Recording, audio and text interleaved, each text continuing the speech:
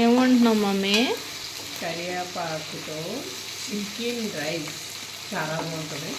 కరివేపాకు కూడా ఎక్కువ తినడం మంచిది కదా. ఇలా అయితే కొంచెం ఎక్కువ తింటాం కదా అనేసి చికెన్తో కరివేపాకు రైస్ చేస్తున్నాను అనమాట. చాలా బాగుంటుంది. ఒకసారి ట్రై చేసి చూడండి. నా ఛానల్ చూసుకోండి అందరూ కూడా. థ్యాంక్ యూ నా ఛానల్ చూస్తున్నాను అందరికీ కూడా.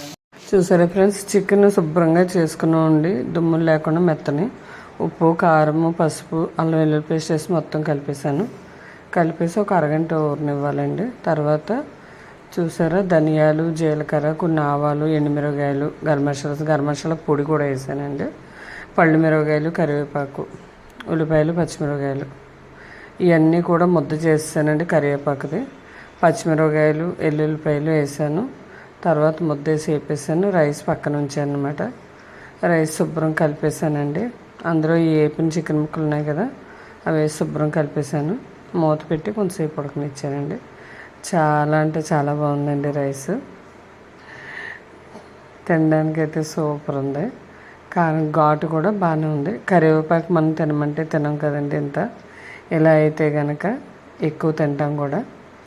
ఎక్కువ కాకపోయినా ఒక నెలకు ఒకసారి ఇలా ట్రై చేస్తే కరివేపాకు ఎక్కువ తినడానికి అవకాశం ఉంటుంది. బాగుంటుంది. ఒకసారి ట్రై చేయండి. నా ఛానల్ సబ్స్క్రైబ్ చేయండి, షేర్ చేయండి, లైక్ చేయండి. Thank you.